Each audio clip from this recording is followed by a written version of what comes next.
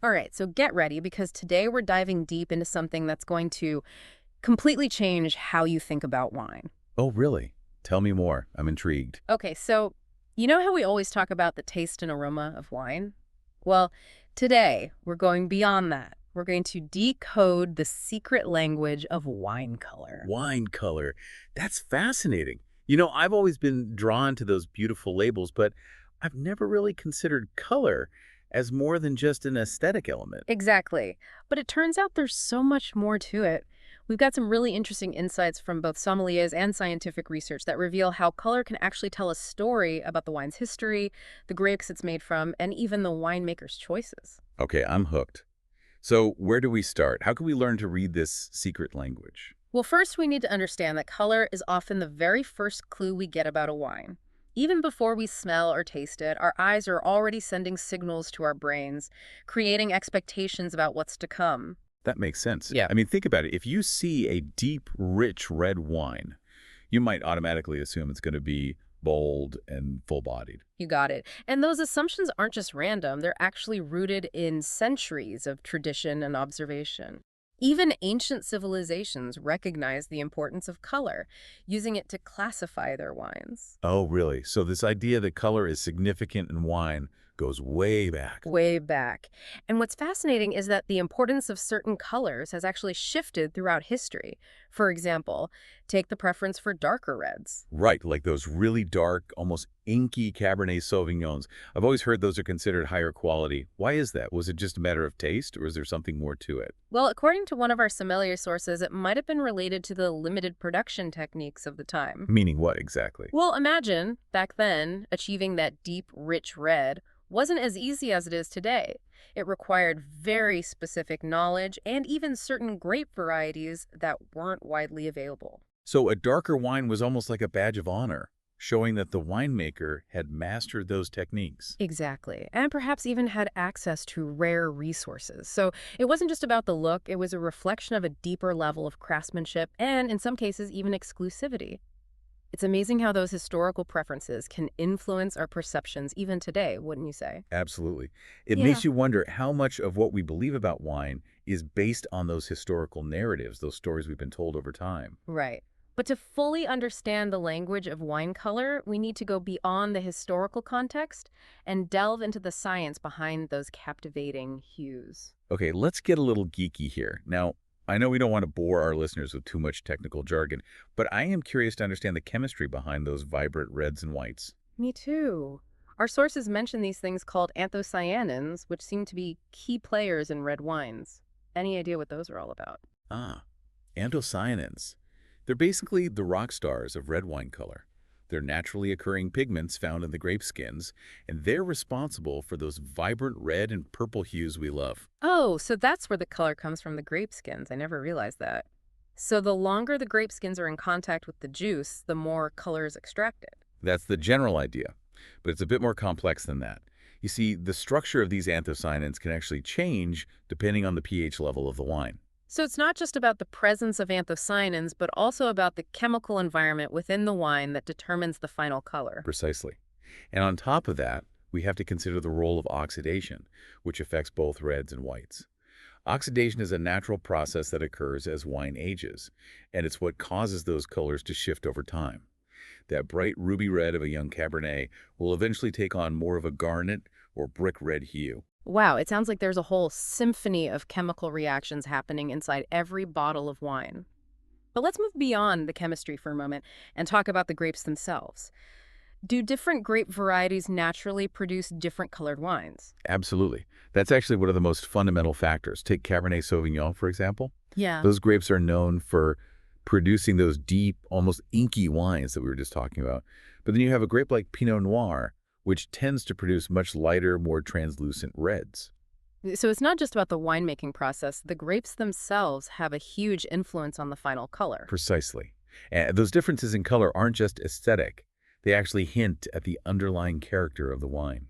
Okay, this is fascinating. It's like the color is giving us a sneak peek into the wine's personality. It's telling us a story before we even take a sip. Exactly. It's like having a visual guide to the wine's style and flavor profile. But it's not just about the grapes themselves. The environment where they're grown also Yeah. plays a huge role. Oh, you're talking about terroir, right. That magical combination of climate, soil, and all the other factors that make a vineyard unique. Exactly. Think about it this way. A sunny Californian Cabernet Sauvignon is going to have a much deeper hue than a Pinot Noir from a cooler region like Burgundy.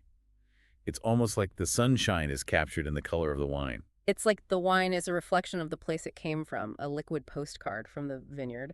So we've got the grape variety, the terroir. What other factors contribute to a wine's final color? Well, now we're getting to the winemaker's artistry. You see, the decisions they make during the winemaking process, particularly a technique called maceration, have a huge impact on the final color of the wine. Maceration, that's about how long the grape skins soak with the juice, right? Mhm. I remember reading something about that, but why is that so important for color? It all comes down to extracting those color compounds, those anthocyanins, from the grape skins. The longer the skins are in contact with the juice, the more intense the color, and often the bolder the flavor of the wine. Oh, so it's like the winemaker is a painter using maceration to control the intensity of their palette. That's a cool way to think about it. Are there different types of maceration techniques for achieving different colors? Absolutely. There's a technique called extended maceration, which is used to create those deep, powerful reds with lots of color and tannins. But then you have other techniques like carbonic maceration, which is often used for lighter, fruitier reds with a brighter, more translucent appearance.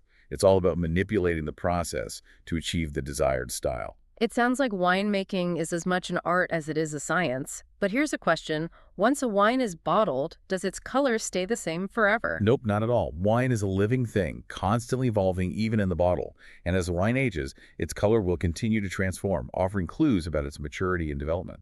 So that vibrant ruby red Pinot Noir we were talking about earlier, over time, will it actually change color? Absolutely. That color will soften and shift towards garnet, and as it ages further, it might even develop brick red tones. So in a way, the color is like a visual timeline of the wine's journey. And what about white wines? Do they also change color as they age? They do, though perhaps not as dramatically as reds. Whites tend to move from those pale yellows towards deeper golds as they mature. Okay, so even with white wines, the color can give us a sense of how long it's been bottled. This is really blowing my mind. But I have to ask, does the color actually influence how a wine tastes? Or is it purely a visual thing? That's where things get really interesting.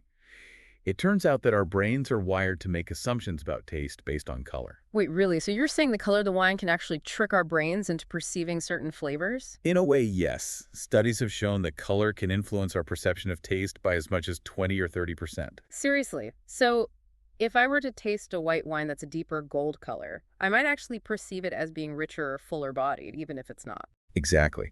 Our brains are incredibly complex, and they're constantly making connections and associations. So when we see a certain color, it can trigger certain expectations about taste, which can then influence our actual sensory experience. Wow, that's wild. It makes you wonder how much of what we taste is influenced by what we see. It's a fascinating area of research, and it really highlights the power of our senses and how interconnected they truly are. Absolutely. Well, I think it's safe to say we've just scratched the surface of this colorful topic. We have. But this is a great starting point. Right. Now, let's take a quick break, and when we come back, we'll delve even deeper into the world of wine color, exploring those specific hues and what they can tell us. Stay tuned. All right, so we're back and ready to dive even deeper into those fascinating colors that make wine so visually captivating. I'm already starting to see wine in a whole new light. Me too. It's amazing how much we can learn just by paying attention to those subtle hues. So where should we go next on this color journey? Well, I think it would be helpful to break things down a bit further and talk about those specific color variations we see in different types of wine. Like what are the key colors to look for in red wines versus white wines versus rosés? Okay, that's a great idea. Let's start with reds, since they tend to have the most dramatic color range. When we talk about red wine color, we're really talking about a spectrum, right? Right, and that spectrum ranges from those vibrant, almost purplish reds all the way to those deeper brick red tones. Exactly. And each shade along that spectrum can tell us something about the wine's age, grape variety, and even the winemaking techniques that were used. Okay, so let's say I'm looking at a Cabernet Sauvignon, and it has that really intense, almost inky purple color. Does that tell me anything about its style? Yeah, that deep purple hue is often a sign that the wine is still relatively young and full of those bold tannins that we associate with Cabernet Sauvignon. Yeah. It's like a visual cue that says, hey, this wine is going to be powerful and structured. Got it. So a younger cab will have that deeper purple color. But then as it ages, the color starts to shift, right? Exactly. Over time, that purple will soften and evolve into more of a garnet color. And as the wine matures further, it might even develop those brick red tones around the edges. So if I see a Cabernet with more of a brick red color, can I assume it's an older wine? Well, you have to be a little careful with those assumptions because while color can be a helpful indicator of age, other factors can also influence those brick red hues, like the grape variety itself. Some Grenache wines, for example, naturally have those brick red tones even when they're young. Oh, that's interesting. So it's not always a foolproof method for determining age. It's more about understanding the interplay of different factors. But this is all so helpful for decoding those visual clues. Now, what about white wines? Do they have the same kind of color variations as reds? They do, but they're much more subtle, so you really have to pay close attention to notice those differences. Okay, give me some examples. What are the key colors to look for in white wines? Well, let's take Sauvignon Blanc as an example. It typically has that pale, almost greenish yellow color, which often indicates a young, vibrant wine with zesty acidity and those classic citrus notes we love in Sauvignon Blanc. Okay, so a pale greenish yellow for Sauvignon Blanc. What about other whites, like Chardonnay, for instance? Chardonnay is interesting because its color can vary quite a bit depending on how it's made. A Chardonnay that hasn't been aged in oak might have similar pale yellow color to Sauvignon Blanc, but then you have those Chardonnays that have spent time in oak barrels, and they'll often develop a richer golden hue. Oh, that makes sense. And that golden color is probably a sign that the wine is going to have those richer, oaky flavors, right? Like butter, vanilla, maybe some toasted nuts. You got it. So even within the white wine category, there are those subtle variations that can tell us a lot about the wine style and potential flavor profile. And then, of course, we have rosé, which is a whole other world of color. Right. Rosé is definitely the most visually diverse, wouldn't you say? It seems like it can range from those delicate pinks to those vibrant corals. It really does. It's like the chameleon of the wine world, with a color for every mood and occasion. But generally speaking, those lighter, paler rosés, think delicate salmon, or even a pale onion skin color, often indicate a lighter style of rosé. Okay, so a lighter color means a lighter style. What about those rosés that have a much deeper color, almost like a light red? What does that tell us? Those deeper shades, like those vibrant cherry or raspberry colors, often indicate a rosé that has more body and intensity. Oh, I see. So, even with rosé, those subtle color variations can give us clues about the wine's style and weight. This is all making so much sense. But I have to admit, sometimes when I'm looking at wine, I get distracted by those fancy labels and all the marketing, and I don't really take the time to appreciate those subtle color nuances. I know what you mean. It's easy to get caught up in all the other details, but if you really want to understand wine color, it's important to observe it properly. Okay, so what's the best way to do that? Any tips for us aspiring wine detectives? Sure. One of the best ways to really appreciate wine color is to use a plain white background, like a white tablecloth or even just a piece of paper. That white background will really make those subtle variations in color stand out. Oh, that makes sense. It's like having a blank canvas to highlight the wine's unique hues. Exactly. And another important tip is to tilt the glass slightly. This allows you to see the wine's color at different depths. Ah, like holding it up to the light and watching how the color changes as the light passes through. Exactly. And pay attention to the rim of the wine, that outer edge where the wine is thinnest. The rim can be particularly revealing, especially when it comes to aging. Speaking of the rim, I've noticed that sometimes the rim of the wine has a different color than the center of the glass, almost like a halo effect. What causes that? That's a great observation. The rim can actually tell us a lot about the wine's age. For example, in red wines, you might see a brick red or orangey rim on a wine that's been aging for a while, even if the center of the wine still has a vibrant ruby color. So the rim is like a little window into the wine's past. It's showing us how it's evolved over time. I love that. This is all so fascinating. But, we've been talking a lot about the visual aspects of color, and I'm curious to explore that connection between color and taste a bit further. Oh, me too. It's one of the most intriguing aspects of wine, wouldn't you say? How our senses can play tricks on us, or how one sense can influence another. Exactly. Earlier, you mentioned that color can actually trick our brains into perceiving certain flavors. Hmm. Can you elaborate on that a bit more? Sure. There have been studies where people were given the same wine in two different glasses, but one glass was tinted to make the wine appear darker. So the wines were identical, but they looked different. Exactly. And what's fascinating is that people consistently describe the darker wine as being richer, fuller bodied, or more tannic, even though it was the exact same wine as the lighter colored one. Wow, that's incredible. So even if the wines are chemically identical, our brains create these expectations based on the color we see. It's like a visual placebo effect. It really is. Yeah. And it highlights how powerful our senses are and how they can influence each other. Makes you realize that wine tasting is a multi-sensory experience and color plays a much bigger role than we might realize. Right. I'm starting to see wine in a whole new light, literally. But I think it's important to remember that while color is a fascinating and helpful guide, it's just one piece of the puzzle. I completely agree. Ultimately, it's the aroma, the taste, the texture that's the whole symphony. It's like reading a book. The cover might intrigue you, but it's the story inside that truly captures you. What a perfect analogy. Yeah. So, how can we take what we've learned about color and use it to make more informed decisions about wine? Like when we're at a restaurant or browsing the wine aisle, feeling overwhelmed by all those choices. That's a great question. It's easy to get lost in all those different labels and grape names and regions. It really is. Yeah. But here's the thing. Now that we understand a little bit about the language of wine color, we can actually use it to our advantage. For example, let's say you're at a restaurant and you're looking for a light, refreshing red wine. Okay, so I want something light and refreshing. Where do I start? Well, instead of feeling overwhelmed by all the options, you can simply look for a wine with a brighter, ruby hue. Remember, those lighter colors often indicate a lighter style of wine with bright acidity and fresh fruit flavors. Okay, so instead of getting bogged down by all the grape names and regions, I can use color as my guide. I love that. What about white wines? How can we apply this to whites? Same principle applies. If you're looking for a crisp, zesty white wine, focus on those wines with a pale straw or lemon color.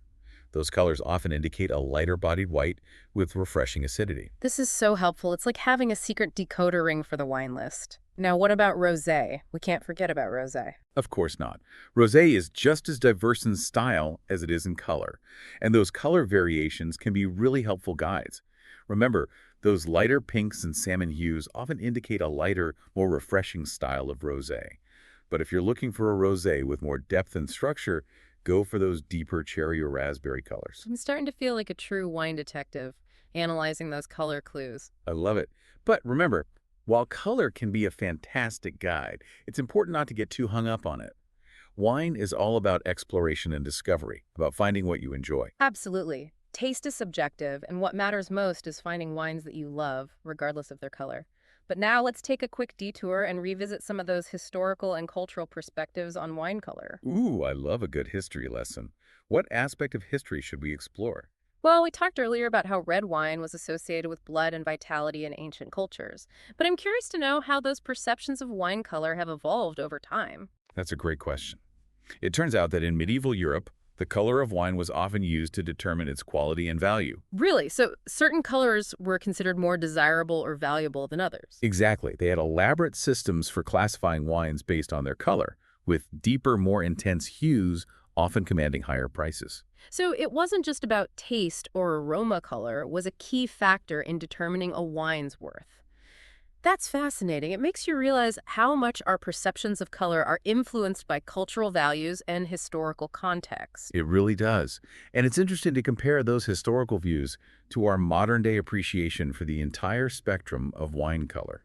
Today, we celebrate the diversity of wine, recognizing that beauty and quality can be found in every shade. I'm so glad we're having this conversation. It's like you've opened my eyes to a whole new world within the world of wine. I feel the same way. This has been such an insightful exploration. It really has. But before we wrap things up, I want to leave our listeners with a little challenge. Ooh, a challenge. I like it. What challenge do you have in mind? The next time you're choosing a bottle of wine, I want you to really take a moment to appreciate its color. Look at it closely. Study those hues. See if you can guess its characteristics based solely on its color. Let those colors be your guide on your wine journey. I love that. It's a fun and engaging way to put our newfound knowledge into practice. You never know, you might discover a new favorite wine simply by paying attention to its color. Exactly. So cheers to that. And cheers to all of you for joining us on this illuminating deep dive into the world of wine color. And we're back for the final sip of our deep dive into wine color. I don't know about you, but I'm feeling like a whole new world has opened up to me just through understanding the hues in the glass. I know, right? Yeah. It's amazing how much we take for granted just by looking at a wine without really seeing it. Well, all this time, those colors have been whispering secrets and we haven't been listening. Exactly. But now we've learned how to decode those whispers. And it's not just about being able to impress our friends with wine trivia, right? This knowledge actually changes how we experience wine on a fundamental level. It really does. As we've been talking about color, it struck me that there's this beautiful parallel between the way wine color evolves and the way our own understanding of wine develops. That's interesting. I'm not sure I follow you. Can you explain what you mean? Sure. Think about it like this. When we're first starting out with wine, those early days, we tend to be drawn to those really bold primary colors. We're focused on the vibrant fruitiness of a young red or the crisp citrus of a white. Right, like we're just dipping our toes into the shallow end of the pool. Exactly. Yeah. But as we become more familiar with wine, as we start to explore different regions and grape varieties and winemaking styles, our palates become more refined, more adventurous. We start to crave those more subtle nuances, those layers of complexity that develop over time. Oh, I see where you're going with this. So it's like how that bright ruby red of a young Pinot Noir gradually softens and deepens into garnet, and the flavors become more integrated and intricate. That's it. And that's exactly how our appreciation for wine grows too. We start with those basic colors, those simple impressions. But as we learn and experience more, our understanding deepens. We start to appreciate the influence of things like terroir, the art of oak aging, the magic of time. It's like we're on this parallel journey of discovery, both visually and sensorially. I love that analogy. So, as we wrap up this deep dive, what are the key things you hope our listeners will take away from this? What do you want them to remember? Well, first and foremost, I hope they'll remember that wine color is so much more than just an aesthetic element. It's a language, a code that can tell us a story about the wine's history, its origin, its style, even how it might taste. Right, and we've learned that so many factors contribute to that final color, from the grape variety and the place where those grapes were grown to the decisions the winemaker makes throughout the entire process. Exactly.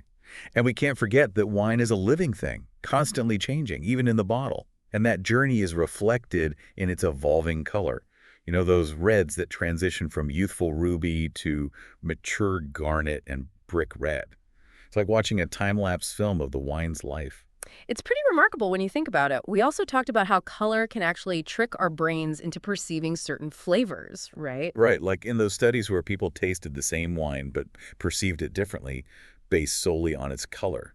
It's amazing how our minds work. It is. So the next time we're faced with a wall of wine at the store, we can actually use this knowledge to our advantage. Those colors can be our guide. Exactly. Instead of feeling overwhelmed, we can look for those visual cues that tell us something about the wine's style. A pale straw color for a crisp, refreshing white. A deep ruby for a bolder, more full-bodied red. And don't forget those simple tips for observing wine color. A white background, tilting the glass, checking out the rim. Those little things can make a big difference. They can. Yeah. It's all about engaging our senses and really paying attention to what we're seeing. And I think that's a great takeaway for anything, really not just wine. Being present, being curious, being open to new discoveries. Couldn't agree more. Well, I think it's safe to say that our deep dive into wine color has been a successful one. We've explored the science, the history, the practical applications. I feel like we've uncovered a whole new dimension of wine appreciation. We have. And now we get to share this newfound knowledge with our listeners and hopefully inspire them to look at wine in a whole new light, literally. I love that. So, to our listeners, we challenge you to go forth and embrace the colors of wine. Let those hues be your guide on your next wine adventure. Until next time, cheers.